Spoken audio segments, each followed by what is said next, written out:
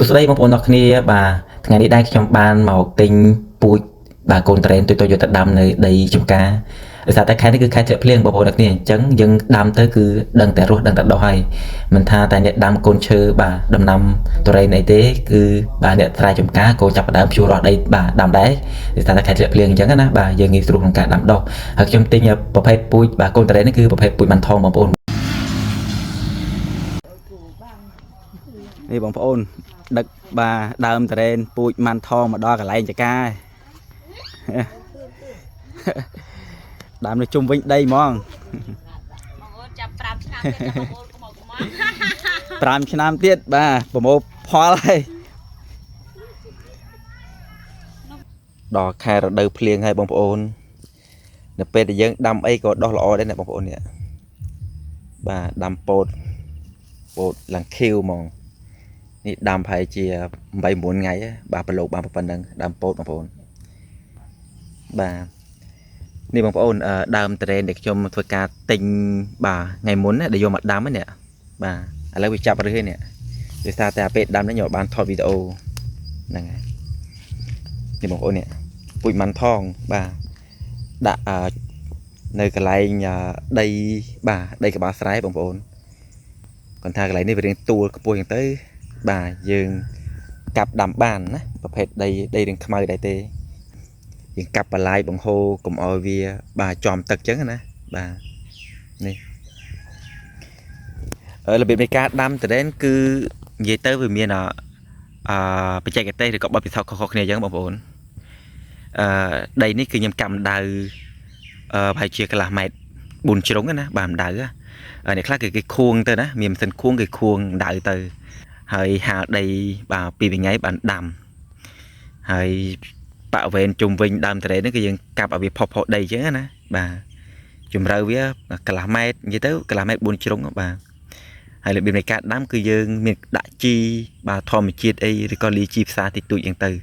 នៅពេលដែលយើងចាប់ផ្ដើមបាទដាំវាដំបូងអញ្ចឹងណាយើងអត់ទៅបង្ខំជីទេតែវារៀងធំជាពិសេសនៅពេលដែលយើងបាទអីដែលយើងត្រូវការពារគឺសត្វល្អិតបងប្អូនកុំឲ្យវាស៊ីស្លឹកណាត្រេនគឺយើងត្រូវបាញ់ថ្នាំការពារសត្វល្អិតបាទទី1ទី2គឺយើងត្រូវបាទបាញ់ថ្នាំដើម្បីជំនួយបាទស្លឹកជំនួយត្រួយវាឲ្យវាល្អអញ្ចឹងណាបាទឲ្យវាដុះឲ្យច្រើនហើយ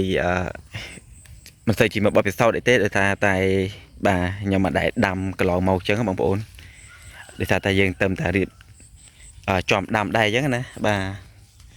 ទជាឆ្នាំទី1ដែលខ្ញុំដាំអញ្ចឹងបងប្អូនបាទតែញមក10ដើមថ្ងៃមុនគឺដាំបាទដីមួយស្រែហ្នឹងបាទប៉ុណ្ណឹងអាហ្នឹងហើយប្រភេទពូជម៉ាន់ថងនេះបាទនិយាយទៅបងប្អូនអរគ្នាប្រភេទពូជម៉ាន់ថងនេះគឺយើងបាទអាចប្រមូលផលបាននៅក្នុងរយៈពេលអាយុវាបាន6ឆ្នាំគឺផ្លែច្រើនដែរបងប្អូនណាហ្នឹងហើយ5ឆ្នាំផ្លែដែរប៉ុន្តែវាអត់ទៅល្អប្រហែលទេហើយឆ្នាំទី1ឆ្នាំទី2បាទនិយាយទៅចាប់ពីអាយុបាទ6 7ឆ្នាំឡើងទៅគឺយើងបានផលកាន់តែច្រើនអញ្ចឹងណាបាទទៅនឹងដំណាំតារ៉េទេបងប្អូន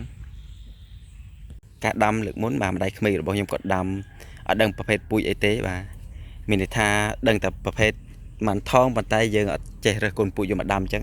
អានេះគេហៅថាស្លាប់មន់បងប្អូននេះហៅស្លាប់មន់មកជំនាញខាងនេះគឺវាអត់មានស្លឹកទេអញ្ចឹងណាបាទវាមានខាងក្រោយនេះវិញនេះហ្នឹងគេហៅថាប្រភេទថាស្លាប់មន់ពូជត្រេនណាហើយនាំបងប្អូនទៅមើលបាទអាដើមផ្សេងទៀតគឺវាខុសបែបណាហើយអានេះគេហៅថាដើមវិលជុំនេះមានថាដើមវាហ្នឹងគឺដោះជុំវិញមកបងប្អូនណាបាទវាមានដូចស្លាប់មន់ដូចខ្ញុំបង្ហាញអាដើមមិញទេណាហើយបាទមេឃវាស្លឹកវាគឺវិលជុំទាំងអស់ឃើញទេបាទអានេះមិនថងដែរអានេះបានប្រហែលជាមួយឆ្នាំតិចតួចបងប្អូនបាទរីកធំដែរនេះបាទនេះធំជាងគេបាទអានេះ7 ឆ្នាំហើយបានប៉ុណ្ណឹង